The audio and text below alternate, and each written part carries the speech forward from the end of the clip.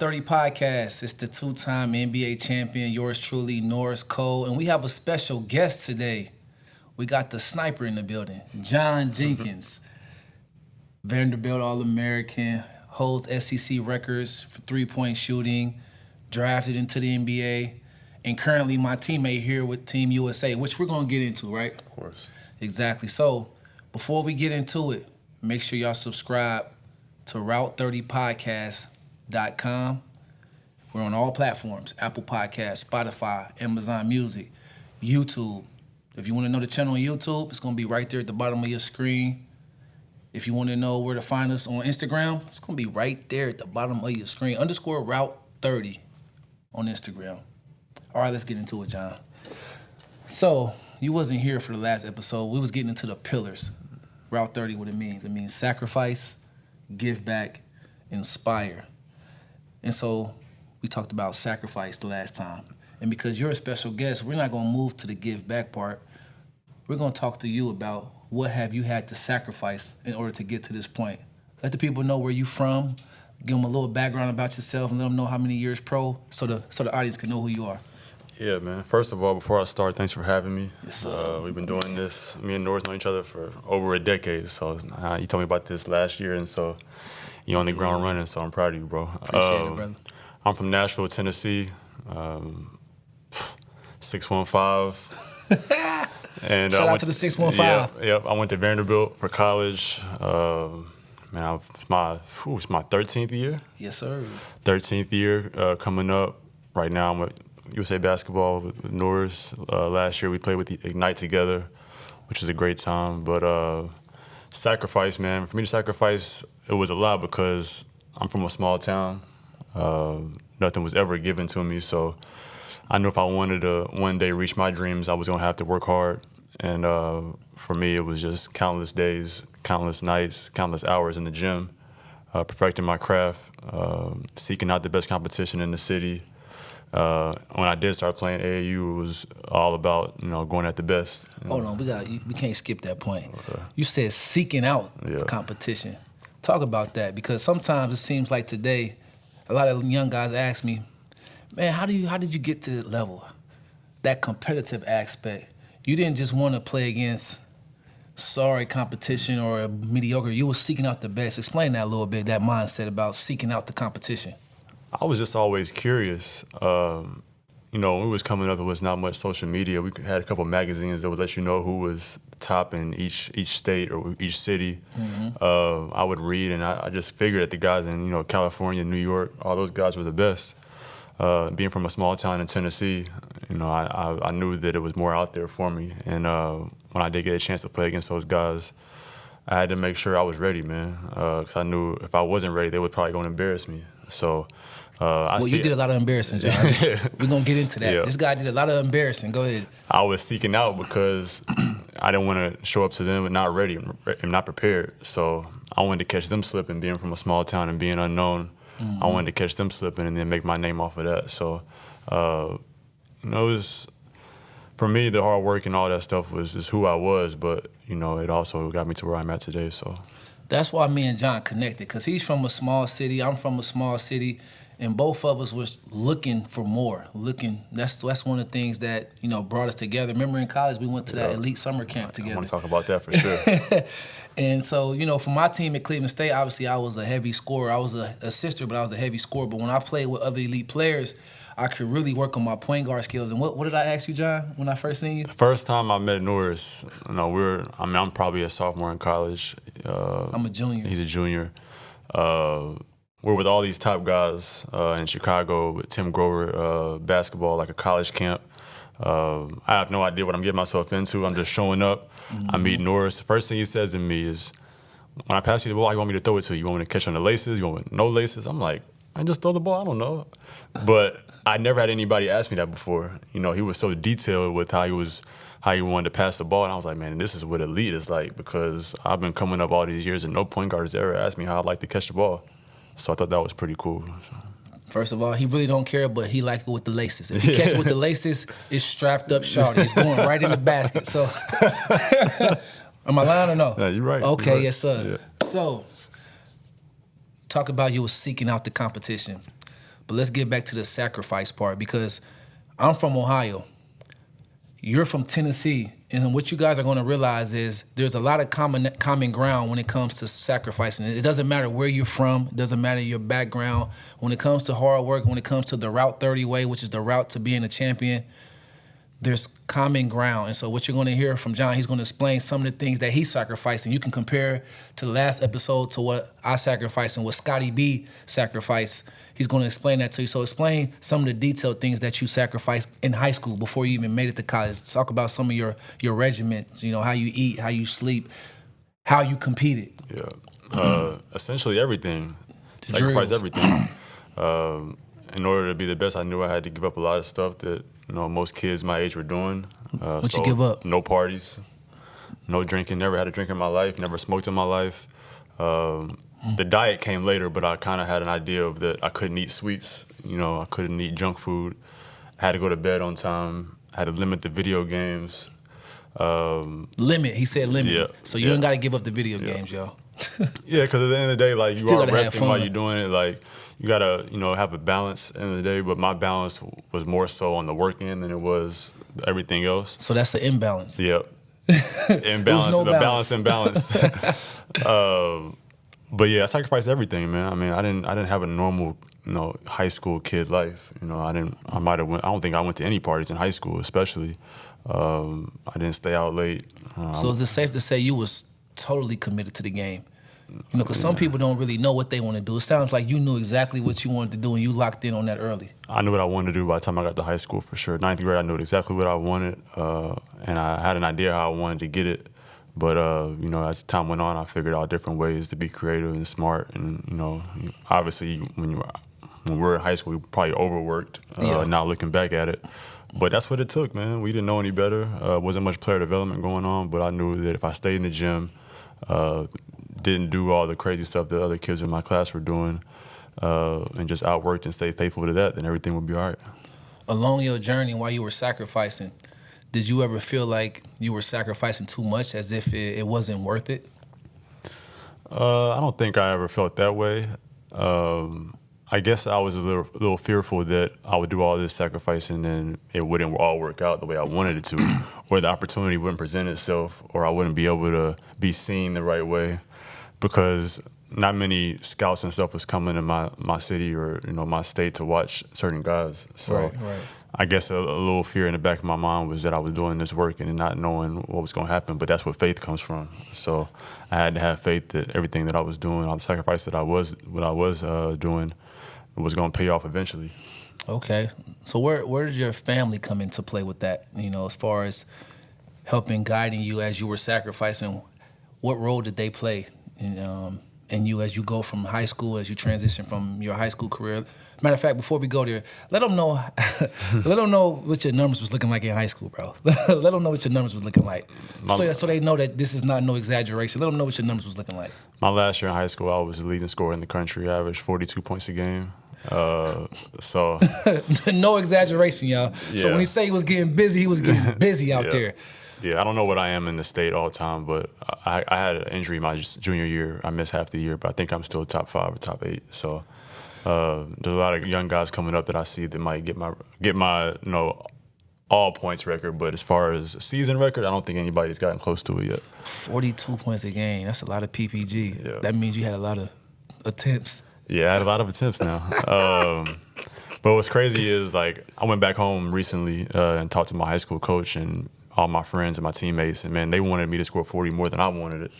Because to me, it was cool, like, it wasn't a big deal, but I was really, like, tired of getting double teamed and, triangle and 2 and boxing 1. Like, I just wanted to hoop, but they made it so tough. But I had all football players on my team, and so it wasn't really their sport. So they was like, man, Good screen setters. Yeah, oh man, great amazing. Screen setters. They were like, man, whatever it takes for us to get John 40 and for us to get a win, we're gonna do it. So you don't even hear that nowadays. Most young guys don't have teammates that are that selfless. So I got lucky. I mean, to average that much, you gotta have something like that, where everybody wants it for you, because that's just not normal. I wouldn't know. I never averaged 40, John. So yeah. Yeah, I don't think I had a game under 30. But I had, like I said, my teammates, man, my coach are like, super close to this day, and he made it all possible, and my teammates, we're still close to this day. I'm from a small town, like I said, so like I've known these dudes since I was in middle school. Yeah. So it just made it easier when we got to that level, and then when I'd already committed to Vanderbilt, so I really wasn't stressing about nothing. I was just hooping, and so that's the best way to play. It is stress-free. Now we're gonna get back to the family part and the transition from high school to Vanderbilt. What did that look like as you transitioned from going from 42 points a game to going to Vanderbilt, where now you're about to be playing in the SEC? It was tough, I ain't gonna lie. So I committed my junior year early, around like before Christmas. Okay. But I've been going to Vanderbilt games since I was young. For those who don't know, Vanderbilt is in Nashville. Yeah. So for those who are not from Tennessee who don't know, Vanderbilt is close to where he's from. Yeah, I live 20 minutes from the gym, Yep. from the arena. So I went to basketball camp at Vanderbilt camp as a kid. So Oh wow, small world. So I was really locked in. I wasn't a Vanderbilt fan, I would say, but it was just the closest college where you could go get some good work in and attend a camp. So I did that, and Vanderbilt was amazing. But my first few practices, I was getting cooked. What Adrian Broner say? He's like, man, I'm getting cooked. I'll never forget it because I've been scrimmaging with these guys since I was probably a sophomore when they started recruiting me as a sophomore. Mm-hmm. And it was way different than the first practice was. So I'm thinking I'm going to go in there, do my thing and just kind of work my way to be a starter from day one. Man, when the first whistle blew, man, it was just so different. It's a difference from open gym versus real practice. Yeah, and that's what people got to realize. Like, you think you might be doing something against somebody in an open gym setting, but when it's real, like, it's totally different. So for me, I was the only freshman as well, so it was nobody to struggle with or to talk to about it with. So for me, the physicality was the biggest thing that I noticed that was way different than high school, and the speed of the game. The speed of the game was... How'd you adjust to that? What sacrifices did you make to have to make that adjustment? Because you clearly played. Yeah. The speed of the game, I think it just came from just getting more reps. Okay. Physicality, obviously, I had to get in that weight room. I spent extra time in the weight room. I was doing extra sets after the session, and then before I would come in and do some stuff. Like, I just had to give them protein shakes for the first time. I had to give them Gatorade shakes. Yes, luckily, we had a dining hall I could eat and all that. So I think about a month into it, I was okay. I kind of got it, but I haven't played a game yet. Right. And so once the game started, it was like it's supposed to be. Practice is harder than the games. I had a good first game. I did have my struggles early on, but towards the end of the year, I was starting, and I never not started a game since then. And let them know some of the records. This guy did a lot of embarrassing, y'all. We said that at the beginning, so let them know some of the records you got. Vanderbilt and SEC, let them know. Vanderbilt, I think I'm the all-time sophomore leading scorer. I think I'm top 5 in free throw percentage. 3-point percentage. 3-point percentage, I'm up there. I don't know if I'm number 1. I'm up there, though. I'm probably top 3 in that. I led the SEC in scoring back-to-back years. Say that one more time. Slow it down so we can understand. For the people in the back that didn't hear that, say that one more time. Led the SEC in scoring back-to-back years. That hasn't been done since Pete Maravich. Say that. Whoa. We're not going to skip. Hold on. Wait a minute. Like, hey, we're not going to skip past that. For y'all who don't know who Pistol Pete Maravich is, he's a legend. He's the number 1 all-time scorer in NCAA basketball history that played at LSU. That record stood for like 50-something years. So, like, say that one more time, John, so they can hear you in the back. For the people in the back that didn't hear you. Yeah, led the SEC in scoring back-to-back years. Haven't been done since Pete Maravich. Yep. I was going to come back to school to try to beat the record, but it was time for me to go. But it's a lot of people that didn't play in the SEC, y'all. Yeah. Shaquille O'Neal played in the SEC. John Wall, Boogie Cousins, played in the SEC. It's a lot of... Colin Sexton, played in the SEC. Yeah. It's a lot of ballers that came out the SEC, so that's a heck of a thing. I ain't even know that, John. But when I look back, like, when you hear it in the moment, you're like, oh, okay, whatever, I'm on to the next. But as we getting older and, I don't know how much longer we got, but hopefully much more. But I start to like appreciate those things because I got 3 kids, and I want to be able to tell them these things, and hopefully they think it's cool one day. But they will, bro. Yeah, Let me tell you, they gonna think that's cool, bro. Yeah, the best accomplishment was winning that SEC championship. We beat Kentucky. Talk about it. They won the championship that year, the national championship. So we got them in the conference championship before they won it. They'd only lost like 1 game before that. That was Anthony Davis and them. Crazy game. I rewatched it recently. Crazy game. If you get a chance, it's on YouTube, I believe. Championship talk. Yeah. If y'all get a chance to go watch that. Yeah. Vanderbilt versus Kentucky. Yeah, that was a crazy game. They were number 1 in the country, obviously. And we were down, I think, 5 or 6 with like 2 minutes left. Was able to come back and win. We played like 4 games in 4 nights. I remember the tournament. Yep. Conference tournaments is tough too. Yep. And, it was all blue in there. Kentucky travels deep. And, Big Blue Nation. Yeah, that was by far the best moment. Got tournament MVP, and I was sick because I thought I was gonna get Player of the Year my sophomore and junior year, but Chandler Parsons got it my first year, and then Anthony Davis got it my second year. So getting the tournament player of the year was cool. Yeah, well, I'm gonna be honest with you. This is gonna be tough to be Anthony Davis. Yeah, Anthony Davis, he was unreal. He was unbelievable. But you did your thing, first team All SEC, all that. Yeah. You won the conference tournament where it counted, which leads us to kind of where we are now. So you went on, you got drafted. 13 years later, we here. But before we talk about USA while we here, gotta talk about the NBA. Let's do it. All-Star. You just talked about how you used to seek out competition. You just talked about how you put up numbers.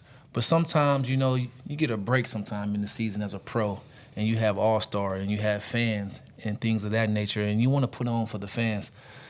What did you think about All-Star, brother? What did you think about this new format that they put forth with All-Star Weekend yesterday? Yeah, I've been listening to everybody this morning about how they felt about it. I didn't like it personally. I mean, we're here to keep it real now, because I got some stuff I want to say on it too. Yeah, I didn't like it personally. I heard Stephen A. said that it's the players' fault that it's like this in the first place, so they can't get upset. I understand.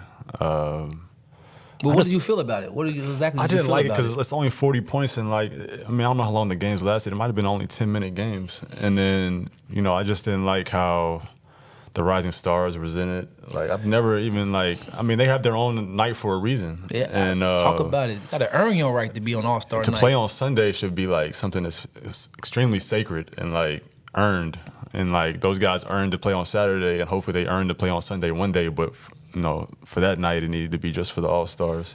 I wouldn't mind seeing a World versus USA game type situation. It's enough of the world players, obviously, that could make it super competitive, and it would be fun to kind of document and watch. But the 4 games of 40? The 4 games of 40. I mean, Stars. I get why they had to do it because the guys were scoring 50, and Steph hit 15 threes 2 years ago, a year ago. They scored almost 200 points one time. Yeah, it was getting out of hand, and I don't know if incentive-based situations would make them play harder. I heard somebody say maybe $1 million to each player on the winning team. Obviously, they play harder then, but.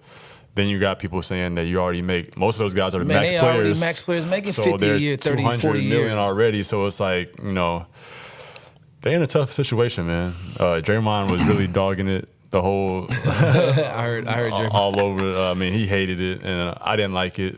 But maybe there's something that the top dogs of the league can talk to Adam Silver about. They can come up with something. But I think the World versus USA would be the best situation going forward.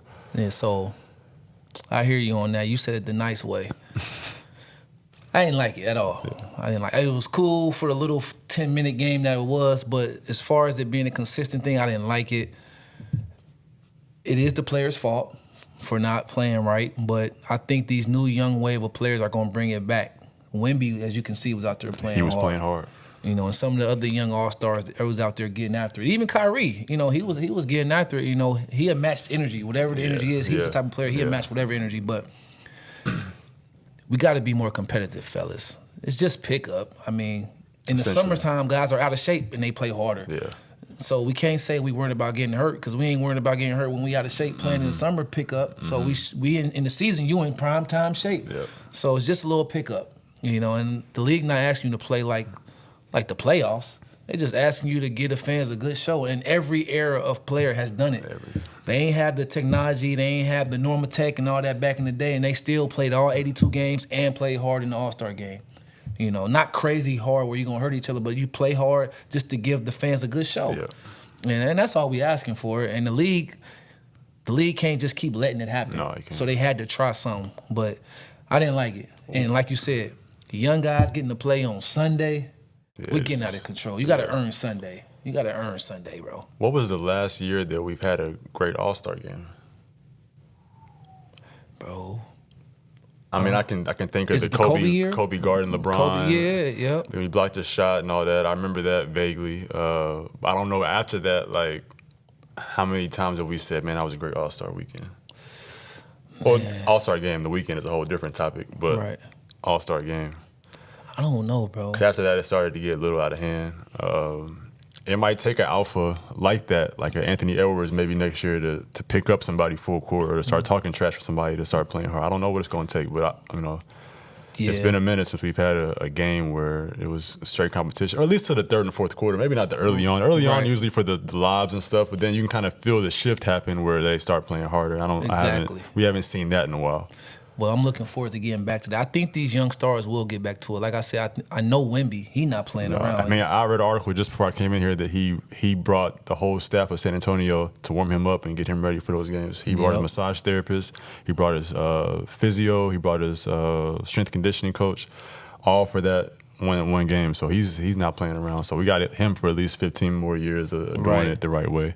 And you know Jaylen Brown, he know how to play, compete. You know, obviously Kyrie, he can do whatever. You know, I think when John Morant, when he gets healthy, he'll compete. He'll get out there. And obviously Ant-Man, if he's healthy, I feel like Ant-Man, he'll compete too. So hopefully these young guys can, bring back that competitive spirit. I mean, I get, some guys are 16, 17 years in, but don't get out there if you don't want to, Once it gets competitive, if it's too much for you and you've had your couple up and downs, gave the fans what they wanted to see, and sit out. That's what the older dogs used to do back in the day. They get up and down just to get the fans what they want, and then when it get competitive, they sit out. But at least they gave the fans what they wanted to see, and that's what we asking for. That's all we asking for. Yeah, the top dogs, they get greedy with it. They want to get All-Star MVP. They want to get three-point contests. They want to be. That's the era we grew up in. They want to be first team all defense. They want to be first team all NBA. They want to win a championship. Yeah. If somebody had that mindset to be greedy with it, I think it would, provoke other players to do the same. But I'm curious to see how they go about it, for sure. Right. Well, it wasn't all bad All-Star weekend because Matt McClung put on a dunking show. And some of these young boys from USA was... Yeah, they was saying some wild stuff. They kind of So they love Matt McClung, and I love him too. But they was going crazy. They said he might be the top 5 best or top one of the top dunkers of all time. Someone said top 3. Yeah, someone said top 3. They even mentioned him in the Jordan and in the Vince Carter and the Zach LaVine. I had to be like, whoa. Whoa. If you mention Jordan, anybody else around Norris, it ain't happening. Slow your roll. Slow down. He did his thing though. He didn't want. No, he's amazing. Yeah, unreal. He's unreal. He might be one of the best prop dunkers. He might be the best prop dunker we ever. And that was the argument there that you was having, is that the props versus somebody that's not using everything. Right. I played with Mac with USA actually a few windows ago. He's an unbelievable kid. Works really hard, and he got game. It ain't just a dunker, like for sure. He but really he got crazy game. bounce. He got his bounces. His bounce is crazy. And he actually worked for his bounce too. If you go on YouTube, you can see like he put in work, plyometrics, all that stuff. Like he earned that bounce, and he's a showman. I mean, 3 times in a row is nothing to slouch about. That gives him the argument for top 5 showcase dunkers all the time, because it's been few that has won 3. Yeah. And so from that standpoint, he is in a different class. He's an excellent dunker. Shout out to Mac. No hate here, but we're not about to say that he's. We're not about to say he's on the pedestal with Mike Jordan. You don't have him top 5 though? Vince Carter. Well, Vince, Mike, Zach LaVine, for sure for me is like that, for sure below them. After that, you got Dominique. You got, he might be right there. So you don't think he can do any of those dunks that I know he can't take off from the free throw line. Okay, probably Mike not. Jordan, Vince Carter, Zach LaVine take off from the free He's throw a line. 2-foot jumper too, so it's gonna be hard for him to do that. Well, everybody we just named is a both foot. Zach LaVine, 1 or 2 free throw line between the leg windmill. Same with Vince Carter and Mike Jordan. You know, he dunk off 1 or 2, so he's disqualified from now those 3. I do right think he off the could rip. compete with those guys. Yeah, for sure. Yeah, for even sure. if he said no props, I think that he could do some stuff off 2 feet. No, I definitely think that'd yeah. be a great dunk contest. Yeah. If let's say John Morant, Matt McClung, Zach LaVine, Zion Williams, that'll bring All-Star Weekend to his feet. Yeah. That would be nice. Matter of fact, we putting a challenge out there. If y'all all healthy, John Morant, Matt McClung, Zach LaVine, and who we say? Zion? Zion. That's what we need to see. Zion, Matt, Zach, Aaron Gordon again? Ja. I don't know. Aaron Gordon, he didn't play in a lot of finals. There's a lot of mileage on them legs. He didn't play in a couple. Played in a couple finals. He said he wouldn't do it again anyway. So. Yeah, so that's Zach, Matt. Yeah, I like that, bro. I like that.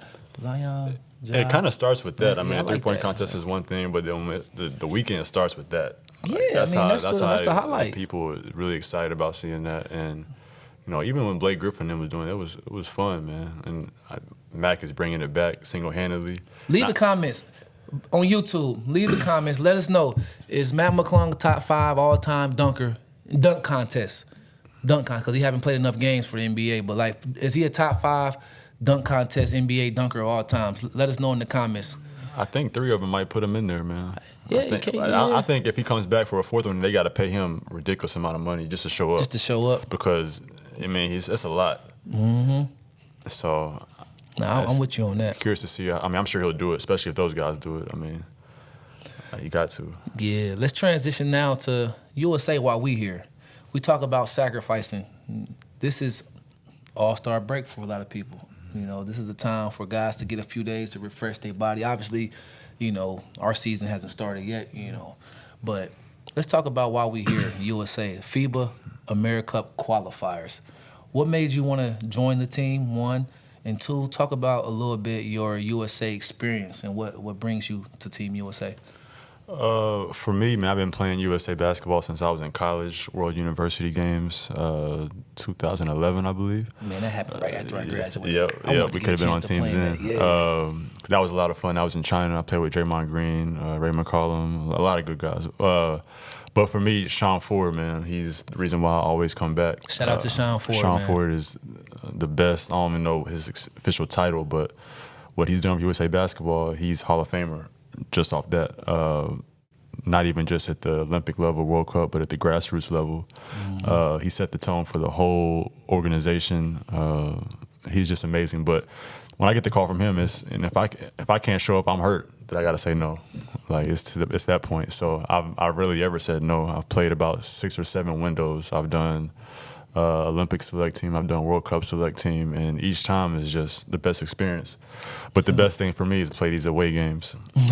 This is the best experience because we're about to go on the road in a hostile environment. So for those who don't know, we have 2 AmeriCup qualifier games. We play one game in Puerto Rico, they're hosting, and then we play another game against the Bahamas, and they're hosting. So that's what he's talking about, these road games. Yeah, and we both know how Puerto Rico is going to be when we get there. It's going to be rocking. It's going to be rocking. And then, coming out victorious in those wins, man, there's no better feeling. So that's what I'm looking forward to. But yeah, I've played USA basketball for a long time. I would love to try to get this AmeriCup gold medal this summer if we can all come together and do that. Mm-hmm. And then from there, we'll just see. But, I come back mainly for Sean Ford and just, of course, the love of the game. Yeah, it's the same for me too, man. Anytime, a guy like Sean Ford calls you, and says, hey, do you want to be a part of USAB? If I'm healthy, I'm going too. 1, it gives you a chance to get to meet the staff from USAB. Mm-hmm. But then 2, as players, you're able to connect with other good, talented players like me and you. Be able to.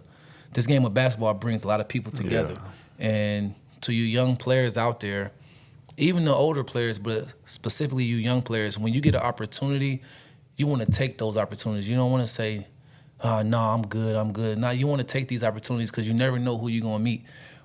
Our coach is Patrick Ewing, bro. Patrick Ewing. the legend, Patrick Ewing. They got his own shoe, his own brand, like 20-some thousand points, like one of the top shot blockers, rebounders of all time. Had a whole city. He was the face of New York Knicks, bro. Yeah. We get to see him every day. Dream team. That's dream. We ain't gotta talk about that. The dream team, like. So imagine, we're like, nah, I'm good. Yes. I want to take my break. Man, listen, basketball brings you together. Yeah. And USAB, you get to meet some of the top players to ever play the game. They can coach you, or you can compete and play against them, or you can play with them. Yeah. And so for me, it's an honor to be able to play with you again, obviously, but to be able to have Coach Silas, whose father was, a great coach. Then you got Pat Ewing. I can't express that enough. My dad was hyped. When I heard he was going to be the coach, I said, I got to be on the team off GP, bro. Yeah. I grew up watching the Knicks versus the Bulls. I grew up watching the Dream Team. I grew up watching him, the legendary battles, him versus Shaq, him versus Rick Smith, him versus David Robinson, him versus Lonzo Mourning. Yeah. A lot of battles going on. And he a cool dude, too. Super cool. Like, too cool. Like, it's cool to see that, because you never know how your people that you grew up looking at are going to be when you meet them. Exactly. So it's been cool to see him be just so hands-on, and he's a great person, man. For sure. And then keeping with the subject of sacrificing, when you come to USAB, you will see where your skills are. Mm-hmm. Because you're going to play against other good players. You're going to see, one, if you're sacrificing enough. Two, if you need to sacrifice more, and then three, you're going to get to find out how competitive you really are. Mm-hmm. Because our practices, we just finished practice. Our practices are pretty competitive. Yep. You're going up against another guy, who's an American just like you, who, ain't nobody averaging 42 points like you, John, but they probably had a great college career too. Yeah, so, you get that work in, so you'll find out if I really been sacrificing or if I've been, playing it cool. Am I really in shape or I'm not really in shape? Have I really been working hard? And if I thought I was working hard and you get here and you find out, what? It's another level of hard work that I need to go to. And so that's what this experience brings for me. That's that feeling that you don't want. It's to show up here thinking you're doing something and find out real quick that you haven't been doing enough. Oh, man. I think for us, too, especially, like, coming up, we played with Ignite last year with a lot of young guys, but just continuing to be able to compete with these young guys. Oh, yes, sir. And show that we still can play is a badge of honor in a way, but also a testament to what we have sacrificed our whole life. 100%. We never cheated the game. Our respect, in the basketball world, basketball circles, is obviously there, but to be on the court and still do what we do, when a lot of people at our age are retired and on to the next phase of life, for me, it's cool, man. I really enjoy being able to compete with the young guys and teach and provide experience, what we've been through. We ain't just competing with them, John. We giving out work. Yeah. Say it right now. We competing, but we also giving tutorials out there. Yeah. John still, dead eye shooter. Yeah. You help off in the corner, guess what? Don't take it personal. Just take it with you. This hezzy pull up, don't take it personal. Just take it with you.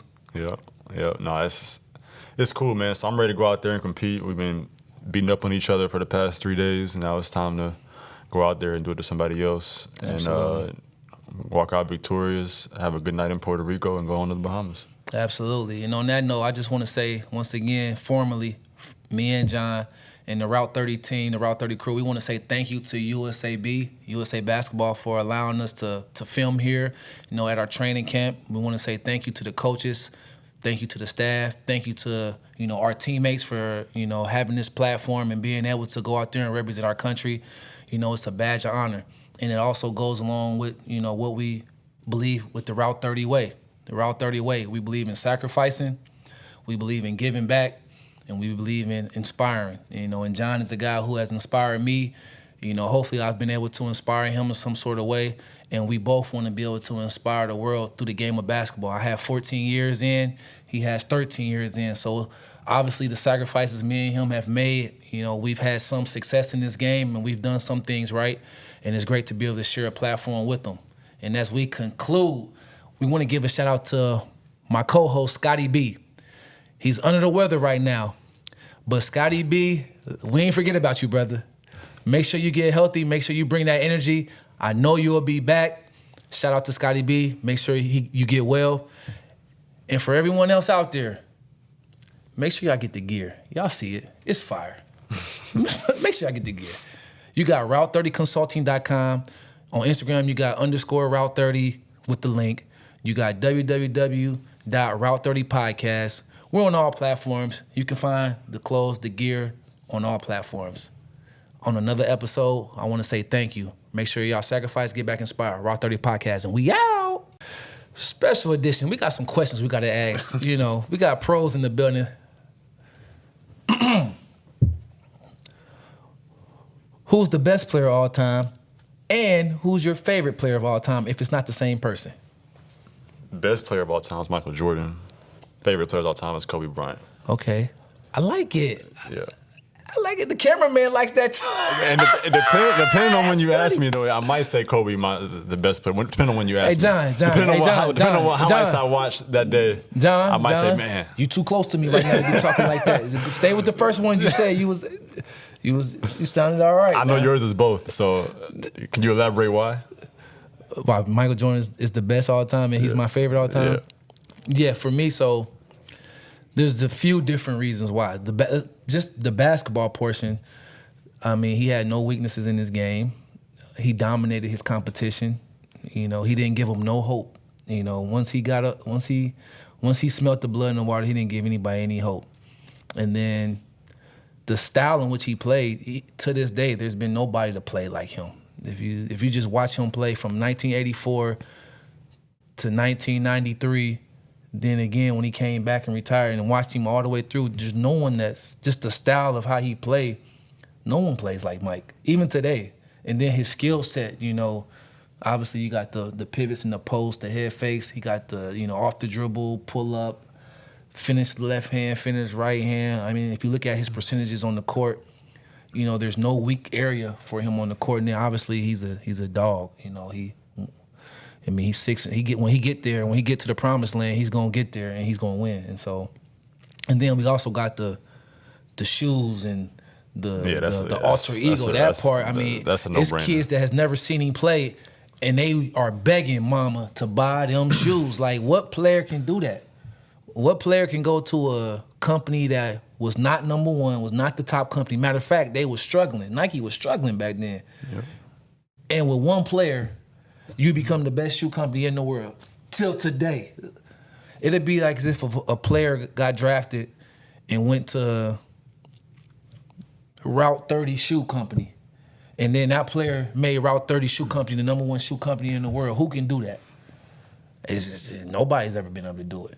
I don't know a player playing today that can do it. Like, if a player, let's name any top player, go sign with the top shoe company in Brazil and see can they make that the top shoe company in the world. It won't happen, bro. So there's been a movie about it. Yeah, bro. So to me, the eye test is everything. So that's why I think I like Kobe and Jordan, because the eye test to me was like they looked almost identical at times. Mm-hmm. Was there anybody else that you see coming up that could be on that level at some point? I'm gonna be honest with you, brother. No. Not Anthony Edwards. I think Jordan, LeBron, and Kobe, it's gonna be a while before we see something like that. So nobody's born yet, or nobody's in the NBA yet that could. You got Wemby, who might be a one-on-one. You gotta remember, Jordan was a one-of-one. You know, Kobe was kind of a carbon copy of the second half of Jordan's career. You know, he took the 96 to 2003 version of Jordan and maximized it and put a little flair on it. But, you know, LeBron's a one-of-one. There's never been nothing like him before. So I think with Wemby, he has a chance to be a one-of-one, but he has to win. And he's still young, but I want to see how he impacts winning. Sort of like how Tim Duncan did. Tim Duncan came to the Spurs. The Spurs hadn't won no championship, and the next thing you know, they was a powerhouse for 20 years. If Wemby could do that, he can move into that category. And, you know, Luka. I was about to say. I was about to ask you about Luka. 5 first-team All-NBAs. At 25. Western Conference Finals appearance, NBA Finals appearance. So he has a chance to make some noise too. But I don't know how his longevity is going to be, because Mike Jordan played all 82 games 9 times out of a 15-year career. I don't think we're seeing that with anybody no more. That's what I'm saying. Jordan didn't miss games. LeBron, you know, he misses games now sometimes, but like you know, he used to play all the minutes and play every game and play USA and all that. Yeah. So he was an Iron Man. Kobe hated to miss games. I mean, he only missed when he was hurt, and he played through a lot of injuries. So the way the dynamics of the NBA of missing games and resting players, it is hard for me to look at it because those are titans to me. Yeah. And I don't throw that out there lightly. Those guys are titans. And to compare somebody to them three, to me, I only see like Wemby and maybe Luka. What about other sports? Tom Brady, Floyd Mayweather. Yeah, those are the titans of the game, bro. I don't see Terrence Crawford though. Yeah, Terrence Crawford can be in that Floyd Money Mayweather. It looks different, but the dominance is the same. If he goes and fights Canelo and wins, then he's in the. I mean, they might put him over Floyd right away, which is crazy. No, they might do it because you go up 3 weight classes or even 2. I'm not sure if it's at 168 or 160 or whatever. Yeah, but Floyd beat him. Floyd beat him when he was a young monster. He beat Canelo as a young monster. Yeah, he did. That was a great fight. Yeah. That's gonna be a lot of fun. And Patrick Mahomes, he still got a chance to catch Tom Brady. Did losing hurt him? To me, it didn't because you gotta think Tom Brady didn't have this much success in his first 5 years. You gotta think this guy has played every year as a starter in the AFC Championship or the Super Bowl. So if he plays 20 years and he wins three more Super Bowls and wins 3 more MVPs, I mean, you got an argument. But you want to put him over Jordan? Who? Pat Mahomes, if he does that. Because he lost one. Nah, he's already lost. I mean, you disqualified. So it would take. So if you lose one, it's not even like if. I mean, it is what it is. Did he lose or did not lose in the finals? We can't make up. I mean, we can't just make this up. But when he got there, did he lose or no? See or no? See, so a loss. Disqualified right away for anybody going forward, like a loss. I mean, unless you get 10. Yeah, unless you play a bunch of years and you get there, you like 10-1 or 9-1 or 7-1 or something like that. You know. So if you get past 6, then you got a chance as long as you didn't lose 4 or 5. Yeah, depending on the sport, yeah, for sure. I mean, you got Usain Bolt, who you can put him in the Jordan category. You know, for track and field. I mean, he used to dust you off the track, but even he lost sometimes. Yeah. So Jordan just nobody ever going to touch. The ultimate, I can't help it, bro. What's the top shoe right now? What's the number 1 selling shoe right now? And it ain't just one of them. It's the Jordan 1s. They outsell everybody. The Concord 11s outsell everybody. The taxis, the 10s, the cement, like the Olympic 7s. I had them on the other day. You can just go. Each one of his shoes will outsell everybody else's shoes. So it's like, I mean, who has that type of? You have to have a special game to have that type of effect on the economy. I think Wemby might have a chance. Just with his mentality, even towards the All-Star game. Like I think and the way he approaches just life in general, it seems like he's pretty locked in. He might have the best chance right now. Anthony Edwards, he might have to get out of Minnesota to reach that. But I think. Just knowing him, just being in Atlanta and watching him since high school, I think he a dog, aesthetically, like it looks similar. Not saying it is. It does. He does look aesthetically some like of his Mike movements and the way he dunks and the way he goes in the air, and his dog mentality. It looks like he could if he really wanted. Even some of his pictures look like you might check like, hey, MJ, are you? Yeah. He might gotta go back a little bit. He's a dog, so maybe him. But yeah, I agree. It's gonna be tough to get. Maybe we might not be able to see that, somebody come around that. Got you. Another question. That was your favorite and top player. You're a shooter, John. Okay, so who the top shooters of all time? You can say top 3 or top 5. And then name your favorite shooter. Steph obviously won. That's the best shooter of all time? Yeah, he's the best shooter of all time. I don't know if I would put Clay in front of Ray, but for me, just coming up, like I gotta say Ray. I'm glad you said that, John. Because he's one of my idols coming up. Yes, sir. And he's my teammate, so no Ray shade, bro. And Ray Allen actually gave me a lot of good advice when I was in the league. Jesus Shuttlesworth. Yeah. He called me one day, let me know his routine.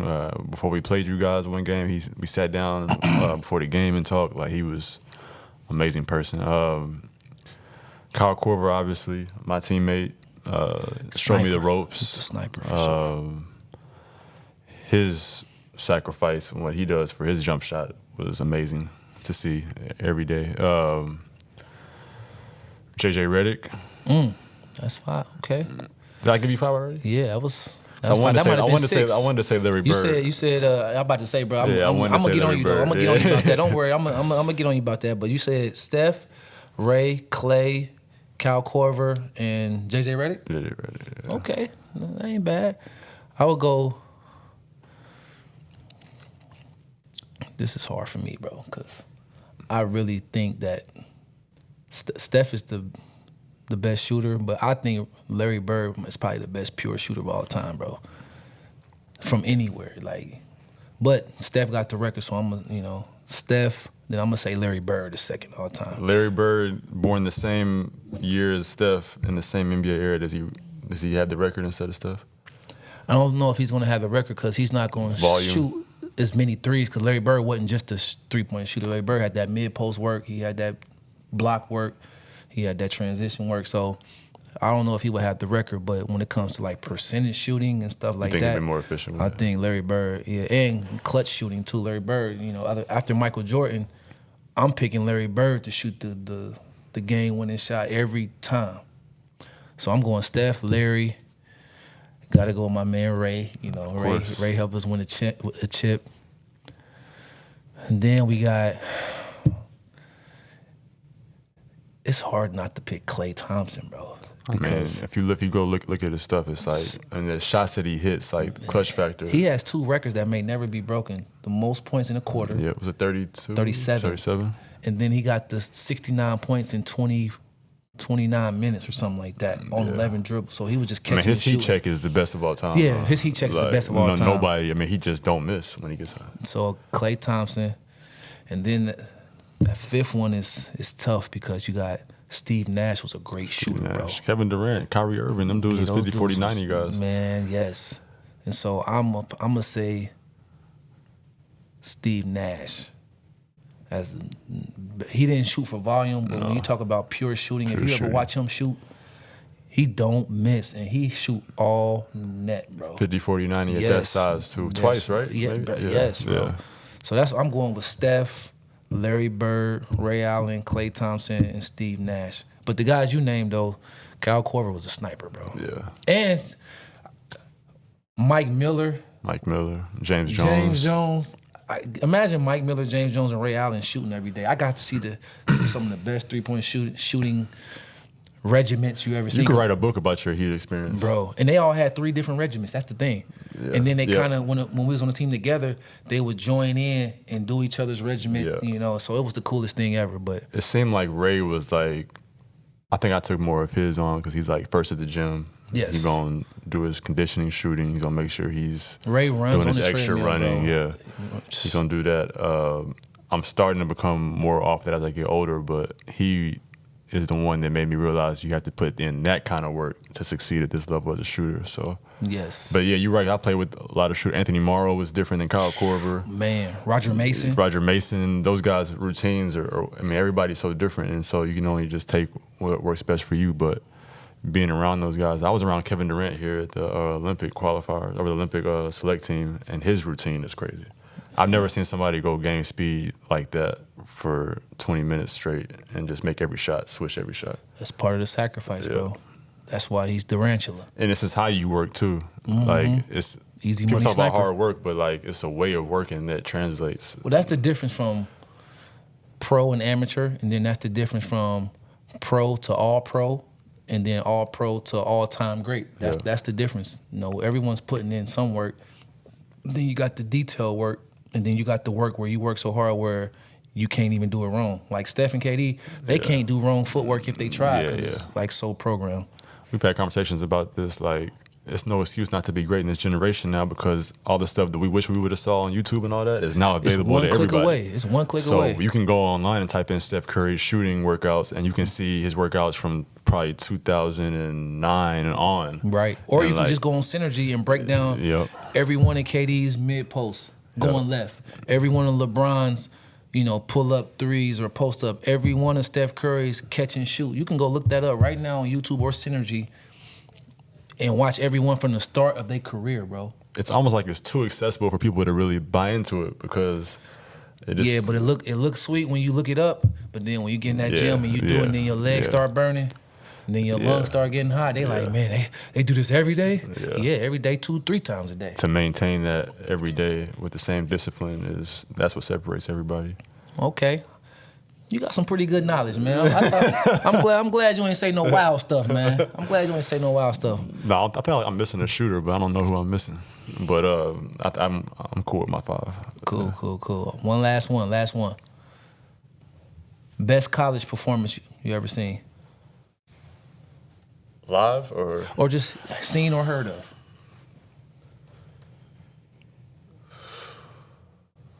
Best college performance. Jody Meeks 54 against Tennessee was good. I know I'm missing one though. I'm missing a crazy one. I know I'm yes, missing you are. one. You're missing a crazy one. Best college performance. I mean, Kemba Walker when the cardiac Kemba moment. Cardiac Kemba, yes sir. I mean, Jimmer had some crazy moments. I feel like I'm missing a big one. You probably know it. I'm going blank. Yeah, you missing one for sure. How old is it? It was when you was in college. Is it you? Is it you? Norris Cole, Cleveland State.